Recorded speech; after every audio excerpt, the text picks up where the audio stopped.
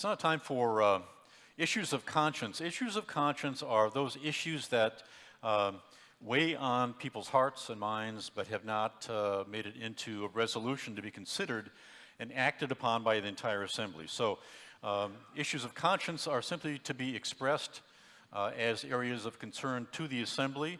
There's no conversation, there's no debate, there's hopefully no reaction. It's just an opportunity for those who want to voice a concern to do so within the assembly.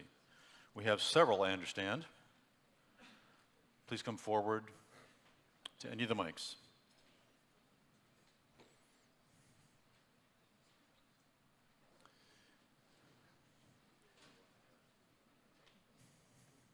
This is fine.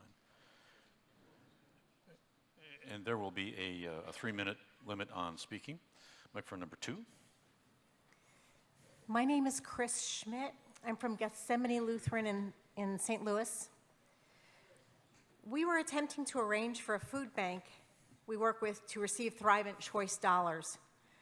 Staff at the pantry declined these dollars, explaining to us that Thrivent Financial has millions of dollars invested in corporations that run private, for-profit prisons.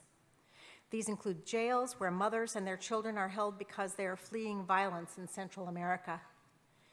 Investments in these corporations is inconsistent with the teaching of Jesus and the values of the Lutheran faith.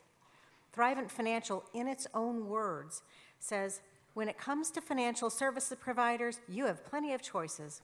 While others see money as a goal, we see it as a tool for serving God, your family, and your community. Profiting from the imprisonment of a fellow human being is unconscionable, and we implore Thrivent to divest itself of these corporations, specifically Correction Corporation of America, CCA, and GEO Group, immediately. For Thrivent Financial to tell us that it has only a small portion of its investment in these corporations is not a satisfactory response. The only satisfactory response is to have $0 invested in this kind of corporation. Bishop Eaton, when she was made aware of this, reminded us of the social criteria investment screen, which says that the ELCA recommends no investment in private for-profit prisons, including firms involved in privatization of the criminal justice system. The Office of the Presiding Bishop has been in conversation with Thrivent about its Thrivent Choice neutrality policy and has expressed disappointment with staff at Thrivent about their Thrivent Choice Dollars program. 5 seconds. Bishop Gustafson shared our concern with David Royal, Thrivent's Chief Investment Officer and Senior Vice President, but as far as I'm concerned, there has been no movement at Thrivent. Can I do this much? Our leadership is taking action. What can we do? I encourage you to contact your Thrivent representative or Thrivent officials and voice your concern. If they hear it often enough, the concern will move up the corporate ladder. Sometimes the voice of God comes from a burning bush. Sometimes it comes from thousands of voices crying out. It's time for us to cry out. Thank you. Microphone number 3. Reverend Dina Datta, I'm ordained pastor, but I'm on leave from call. Several years ago, if many of you remember, I was ordained in this assembly. All of you have raised me to be the leader of the church. For that, I'm very highly indebted to all of you. But if you look around this assembly, I'm the only woman, person of color, and an ordained pastor. I feel so blessed to be here because of all of you. But I have experienced past 1 year, lot of hurt, lot of humiliation, lot of naming and shaming from the leadership of the church.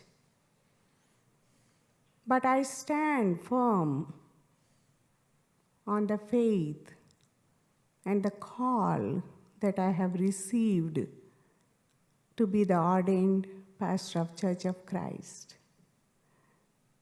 So I stand in front of you with brokenness, with hurt, and I don't know what to do. I used to be called as Synods' daughter.